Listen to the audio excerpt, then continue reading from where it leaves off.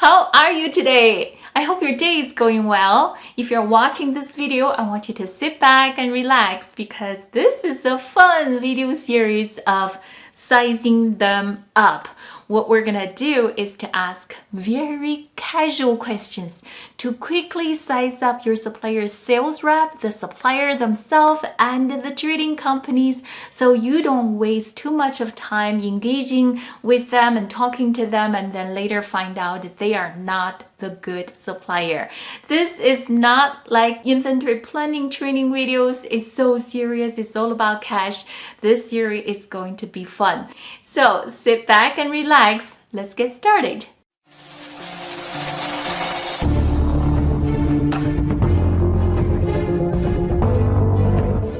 Okay, let's begin by sizing up the supplier sales rep. The sales rep on the supplier side, most likely it's going to be your one and only, the single point of connection between you and your supplier because nobody else within that company is going to speak English to you. The sales rep's communication skill, their attention to detail, their product knowledge is going to make it easier or more difficult for you. As an entrepreneur, you're starting out to build the business, to deal with a sloppy sales rep. It is such a headache, and in the long term, you know what? They're gonna become your indirect employee. You have to manage them. So right off the bat, right after you get the initial RFQ, before you even officially qualify this supplier, let's size up this sales rep and find out if she's a good one. Let's ask her some casual questions.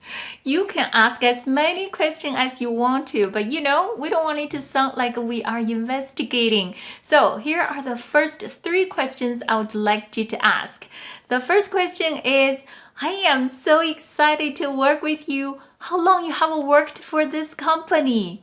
The reason you wanted to ask this question is not because you care about their employment stability. You wanted to ask this question because you wanted to know if they have any good product knowledge. The longer they have been working for the same company, the more product knowledge they have. If you give them your competitor's product image, they can tell you whether they made it or not. They have seen a lot of different ways to try customize this product. If you have some ideas, you ask your salesperson. They can probably tell you what works, what doesn't.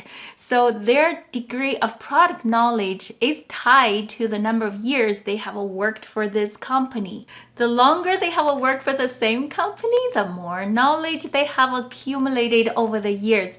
Because of this, sometimes you can even overlook some of the areas you're not that happy, like their English skill is just not that good. It's broken English. But so what? If they have such a deep knowledge with the product, they have worked there for so many years, they can help you launch your product. That is the most important result you want. So what is the threshold in terms of number of years we prefer the sales rep to have worked for this company? I think 2 years. Anything less than that, she's still learning. So when I ask the sales rep how long you have worked for this company, if I hear, oh, I worked here for 6 months, a year, or even 2 years, I just feel like, oh boy, she's still learning. I have to pay for the tuition. I have to babysit with her.